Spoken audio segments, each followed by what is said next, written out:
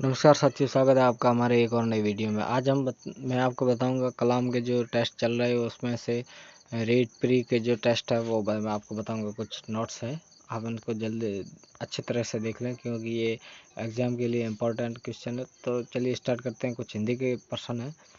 तो सबसे पहला क्वेश्चन है, गद्यांश में प्रयुक्त परिश्रम शब्द का सही अर्थ पर्यायवाची शब्द है। परिश्रम का आलस्य, उद्योग, निराशा और मोह। तो इसका सबसे सटीक आंसर है उद्योग। एक और क्वेश्चन, गद्यांश में प्रयुक्त सफलता शब्द का सही विलोम है। सफलता का विलोम क्या होगा, आप देख लिए, ये पराजय। ऑप्शन ए सही है इसका। अगला क्वेश्चन है 33वां, गद्यांश में वर्णित जो व्यक्ति मेहनत नहीं करता उसके लिए उपयुक्त शब्द क्या होगा। जो मेहनत नहीं करता, कर्मठ, आलसी, मेहनती, धैर्यवान, ये तो सब होते हैं, लेकिन आलसी होता है वो मेहनत नहीं करता है। तो इसका ऑप्शन नंबर बी सही है। अगला क्वेश्चन है, गद्यांश में प्रयुक्त बाधा शब्द का सही अर्थ क्या है। बाधा जो है, ये बाधा शब्द है, ये गद्यांश में प्रयुक्त है, इसका सही क्या है, ये ऐसा पूछ रहा है। तो सहयोग, रुकावट, विजय, सफलता। तो इसका सही उत्तर होगा रुकावट। बाधा का एक पर्यायवाची शब्द है रुकावट। चलिए अगला क्वेश्चन है, वेली किशन रुक्मणी नामक ग्रंथ के रचयिता कौन थे।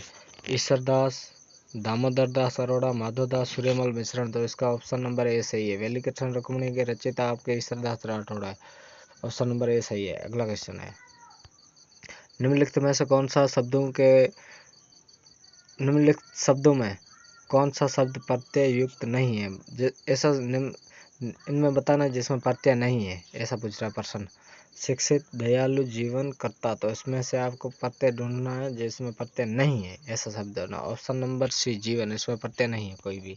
अगला क्वेश्चन है, निम्नलिखित में से कौन सा शब्द गुण संधि का उदाहरण है, ऐसा पूछ रहा है। गुण संधि का उदाहरण है, ऑप्शन देखते हैं हम।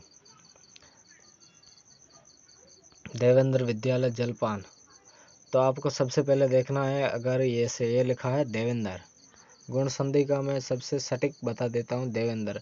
इसका होगा देव प्लस इंदर, देव प्लस इंदर। अगर आपको कहीं भी ऐसा शब्द दिखे जिसमें दिख रहा हो आपके कि इसका अगर हम संधि विच्छेद करेंगे, संधि विच्छेद छोड़ो, अगर आपको सीधा शब्द देख कर बताना है, इसका मैं सीधा शब्द देख के बताता हूँ।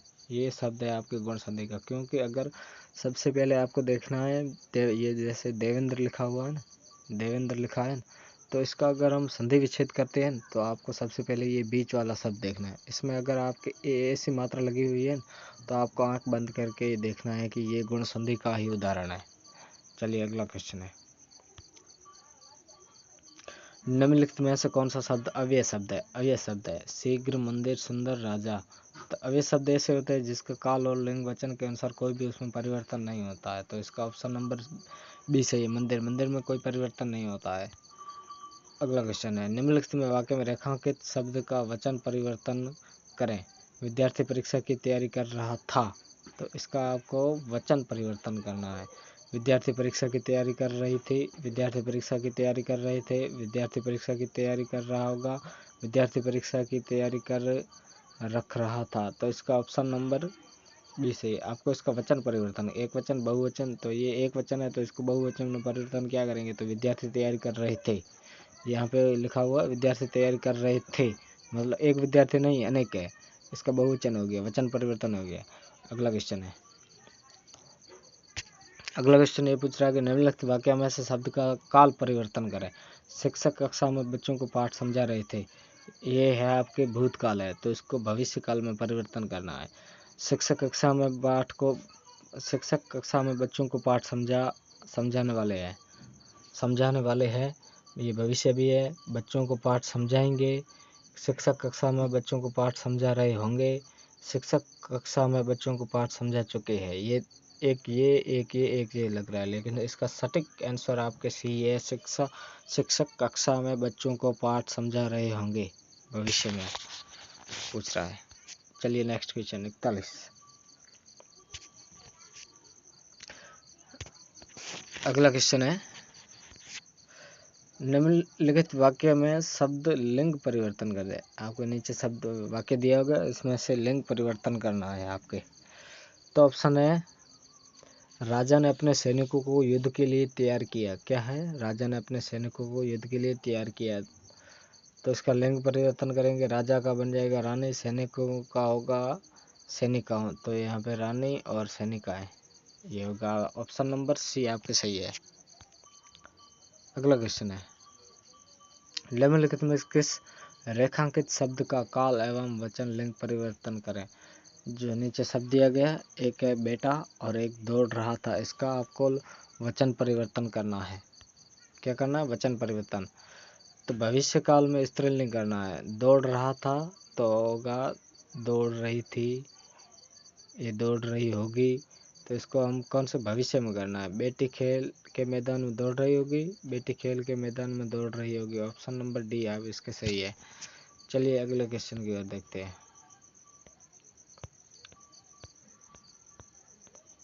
ये रहा आपके नेक्स्ट क्वेश्चन है, निम्नलिखित में कौन सा वाक्य शुद्ध रचना का उदाहरण है।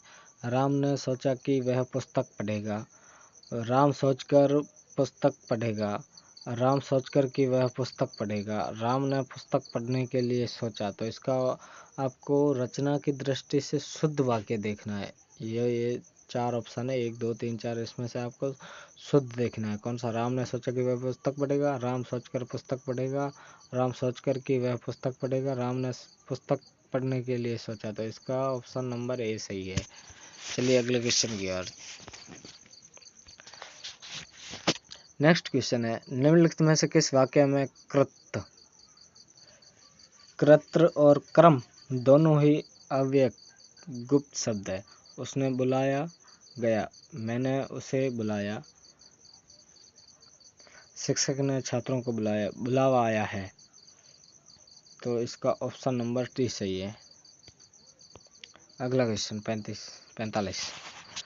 निम्नलिखित में से कौन सा वाक्य एक विशेषण पदबंध का उदाहरण है। यहाँ पे आपको बताना है विशेषण पदबंध का उदाहरण। वह तेज दौड़ रहा है, वह दौड़कर आया, उसने लाल फूल तोड़ा, वह बच्चा स्कूल गया। तो इसका आपको विशेषण देखना है। विशेषण कौन होता है? संज्ञा और सर्वनाम के बताने वाले शब्द उसे विशेषण कहते हैं। विशेषता, यहाँ पे संज्ञा की विशेषता कौन बता रहा है? फूल कैसा है? लाल है। तो ये ऑप्शन नंबर सी आपके सही है। विशेषण की विशेषता बता रहा है, संज्ञा की विशेषण है ये। अगला क्वेश्चन है, मुहावरे और लोकोक्ति के संदर्भ में सही कथन चुनें। मुहावरे और लोकोक्तियाँ समानार्थी होती है। मुहावरों का अर्थ शब्द ग्रहण किया जा सकता है। लोकोक्ति पूर्ण वाक्य होती है और किसी अनुभव या सत्य को प्रकट करती है। मुहावरे का प्रयोग केवल साहित्य में होता है। इसका ऑप्शन नंबर सी सही है। चलिए नेक्स्ट क्वेश्चन की ओर। अगला क्वेश्चन है, निम्नलिखित में से कौन सा सही विराम चिन्ह का प्रयोग नहीं है। क्या तुम अपना कार्यालय, प्रश्नवाचक चिन्ह यहाँ पे है। वाह तुमने तो कमाल कर दिया, विस्मयादि बोधक। राम बोला मैं विद्यालय जाऊंगा, योजक सही प्रयोग। मैंने कहा मैं परीक्षा देने जाऊँ, अल्प विराम। तो इसका ऑप्शन नंबर ये बी सही है। अगला क्वेश्चन, भाषा शिक्षण के उपागम अप्रोच से संबंधित विकल्प चुने। द्विभाषिक, इसका ऑप्शन नंबर बी सही है। ये ऑप्शन नंबर बी सही है। चलिए नेक्स्ट क्वेश्चन की ओर। ये रहा आपके सामने एक और क्वेश्चन। तो इस ऑप्शन क्या है, भाषा दक्षता के विकास में कौन सा कारक सबसे महत्वपूर्ण नहीं है। भाषा के विकास में कौन सा कारक सबसे महत्वपूर्ण नहीं है, ऐसा पूछ रहा है। कौन सा कारक नहीं है, जल्दी से बताइए आप।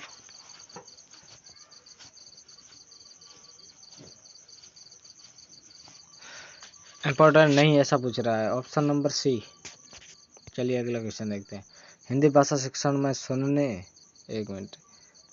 की क्षमता विकसित करने की सबसे बड़ी चुनौती क्या होती है। सुनने के लिए सबसे बड़ी चुनौती क्या है? शिक्षक को उपयुक्त सर्व सामग्री की कमी, छात्रों को सुनने की रुचि अधिकता, एक रूपता, छात्रों को हिंदी भाषा को। इसका ऑप्शन नंबर ए सही है।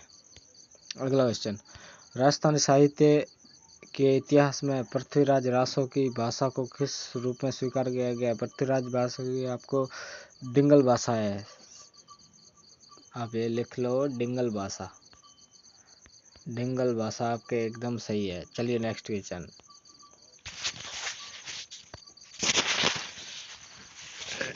बावन क्वेश्चन है, माध्यम मल्टीमीडिया का प्रयोग भाषा शिक्षण में कैसे सहायक हो सकता है? यह भाषा की क्षमता बढ़ाने में सहायक होती है। भाषा यह केवल सीखने की क्षमता प्रभावित करती है, यह सभी कौशलों सुनना और करती है। यह इसका ऑप्शन नंबर सी, यह सभी भाषा कौशलों में विकास सहायता करता है मल्टीमीडिया। अगला क्वेश्चन है, हिंदी भाषा शिक्षण में लिखने की क्षमता विकसित करने के लिए सबसे प्रभावी संसाधन कौन सा है? लिखने की क्षमता पूछ रहा है, लिखने की क्षमता को प्रभावित करने वाला सबसे प्रभावित ऑप्शन आप पढ़ लें, केवल पाठ्यपुस्तक में दिए गए अभ्यास, परियोजना, रचनात्मक अनुसंधान। इसका ऑप्शन नंबर आपके बी सही है। चलिए नेक्स्ट क्वेश्चन है, मूल्यांकन का मुख्य उद्देश्य क्या होता है? अगर हम देखें कि मूल्यांकन जो किया जाता है उसका मुख्य उद्देश्य क्या होता है, ये पूछ रहा है कि उद्देश्य क्या होगा? किसी चीज़ का मुख्य उद्देश्य लक्ष्य निर्धारित होती है। तो चलिए ऑप्शन देखते हैं, केवल छात्रों को ग्रेड देना, ये तो उद्देश्य नहीं होगा। शिक्षकों के प्रदर्शन का मूल्यांकन करना, ये तो नहीं होगा। छात्रों की समझ और आकलन कर उसकी अधिगम प्रक्रिया को सुधारना, ये होता है मुख्य उद्देश्य। क्योंकि अगर ऐसा पूछा जाए ना कि इसका उद्देश्य होगा, तो उद्देश्य 2-3 लाइन में दिया होगा, तो ऑप्शन नंबर सी इसका सही है। चलिए अगला क्वेश्चन है, उपलब्धि परीक्षण, ये पूछ रहा है, ये प्रश्न रिपीट हो गया। उपलब्धि परीक्षण अचीवमेंट टेस्ट का मुख्य उद्देश्य क्या है? अगर हम देखते हैं तो इसका मुख्य उद्देश्य क्या है? विद्यार्थी की व्यक्तिगत रुचियों का आकलन करना, ये नहीं होगा। विद्यार्थी की भाषाई योग्यता विश्लेषण करना, विद्यार्थी के सीखे गए ज्ञान कौशल का मूल्यांकन करना, ऑप्शन नंबर सी सही है। चलिए अगला क्वेश्चन है, सीसी, ये रिपीट हो गया क्वेश्चन। सीसीई की प्रमुख विशेषता क्या है? ऐसा पूछ रहा है। सीसीई की प्रमुख विशेषता केवल वार्षिक सतत ध्यान देना, केवल साधन के कठोर अवलोकन, ऑप्शन नंबर बी सही है। सीसीई कंटिन्यू कॉम्प्रेसिव एजुकेशन, सतत एवं समग्र विकास पर ध्यान देना, ऑप्शन नंबर बी सही है इसका। चलिए अगला क्वेश्चन है, ये पूछ रहा है कि उपचारात्मक शिक्षण रेमेडियल टीचिंग किस प्रकार के छात्रों के लिए उपयोगी है? कैसा? उपचारात्मक शिक्षण, ध्यान से पढ़ना, ये इम्पोर्टेंट क्वेश्चन है, हर बार एग्जाम में पूछा जाता है। केवल मेधावी छात्रों के लिए, उन छात्रों के लिए जो किसी विषय में कठिनाइयों का सामना कर रहे हैं, केवल उन छात्रों के लिए जो परीक्षा में असफल हो गए हैं, केवल विशेष आवश्यकता वाले, इसका ऑप्शन नंबर बी सही है। चलिए अगले क्वेश्चन की ओर, उपलब्धि परीक्षण तैयार करते समय किन बातों का ध्यान रखना चाहिए? सबसे पहले आपको क्वेश्चन को अंडरलाइन करना ताकि सही से समझ सके। किन बातों का ध्यान रखा जाना चाहिए, ऐसा पूछ रहा है। प्रश्न पत्र की लंबाई अधिक होनी चाहिए, केवल प्रश्न पत्र उच्च स्तर वाले प्रश्न पर आधारित होना चाहिए, प्रश्न पत्र पाठ्यक्रम के से संबंधित होना चाहिए, और प्रश्न पत्र बहुविकल्पीय MCQ होना चाहिए। उपलब्धि परीक्षण तैयार करते समय किन बातों का ध्यान रखना चाहिए? तो किन बातों का ध्यान रखना चाहिए, जल्दी से बताइए। ऑप्शन नंबर सी इसका सही है। चलिए नेक्स्ट क्वेश्चन की ओर, अगला क्वेश्चन है, समग्र एवं सतत CCE आकलन कितने प्रकार का होता है? ये 2 प्रकार का होता है, फॉर्मेटिव और समेटिव। चलिए अगला क्वेश्चन है, ये रहा आपका लास्ट एंड फाइनल क्वेश्चन। प्रारंभिक, फॉर्मेटिव और संक्षिप्त समेटिव मूल्यांकन में मुख्य अंतर क्या आता है? मैं यहाँ सीधा बता देता हूँ, इसमें आपके अंकन होगा और इसमें आपकी ग्रेडिंग होगी।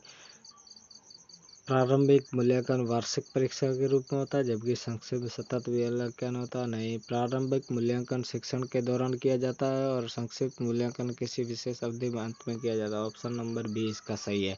अगर आपको ये टेस्ट सीरीज अच्छी लगी हो तो लाइक कमेंट करके ज़रूर बताना, एंड चैनल पर नए हो तो सब्सक्राइब कर लेना प्लीज़। Thanks for watching.